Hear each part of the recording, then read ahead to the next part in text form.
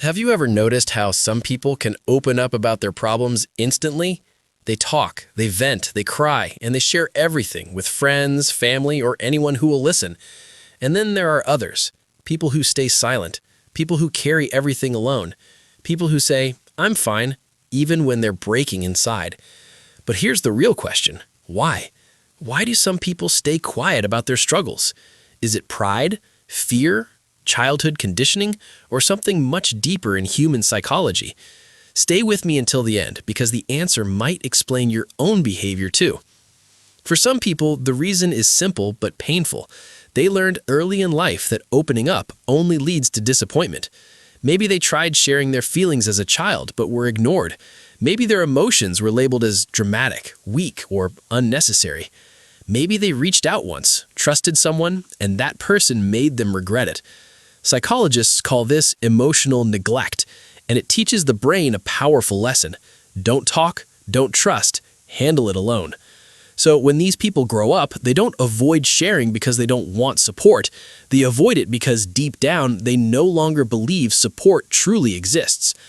Then there's another group, the people who stay silent because life taught them to be strong, or at least to act strong. These are the ones who became the responsible one in their family, the problem solver, the person who holds everything together. Somewhere along the way, they learned that showing pain makes them a burden, so they build emotional armor around themselves. They don't cry, they don't complain, they just keep going. Is it healthy? Not really, but to them, vulnerability feels like failure, and silence feels safer than being seen as weak. There's also a third group, people who don't share their problems because they genuinely don't know how. They don't have the emotional language to express what they feel, not because they're cold, but because no one ever taught them how to identify or describe emotions. They feel sadness, but call it tired. They feel anxiety, but call it busy. They feel pain, but call it nothing. Psychologists call this alexithymia, a condition where a person feels deeply but struggles to put emotions into words.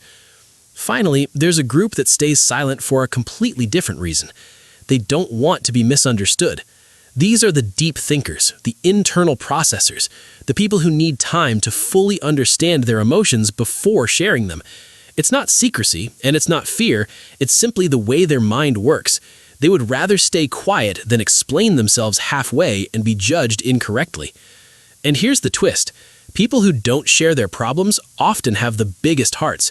They're usually the ones who listen to others, help others, and show up for everyone else while quietly drowning themselves. Does that mean they're emotionless? Of course not. If anything, they feel too much. They've just trained themselves to survive without leaning on anyone. So the next time you meet someone who stays silent, who says, "I'm fine," who never asks for help, remember this: silence is not emptiness. It's protection. It's habit. It's fear. It's strength. It's history. And maybe it's time we stop assuming quiet people are cold and start understanding how much they've already endured alone. So now the real question is, who are you? Do you speak your pain or do you swallow it? If this made you see people differently, make sure to subscribe. We talk about the kind of psychology that explains human behavior in ways you've never thought about.